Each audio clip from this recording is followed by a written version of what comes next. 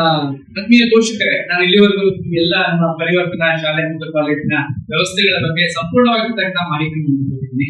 ನಮ್ಮ ಒಂದು ಉದ್ದೇಶ ಇಷ್ಟೇ: ಉತ್ತಮ ಗುಣಮಟ್ಟದ ಶಿಕ್ಷಣ, ಉತ್ತಮ ಗುಣಮಟ್ಟದ ಊಟ, ಹಾಗೆ ಗುಣಮಟ್ಟದ ಶಿಕ್ಷಕರು, ಅದರಲ್ಲೂ ಟ್ರೈನ್ಡ್ ಶಿಕ್ಷಕರು. ನೋಡಿ, ನನಗೆ ಒಂದು ಸಿಂಪಲ್ ಉದಾಹರಣೆ ಕೊಡ್ತೀನಿ.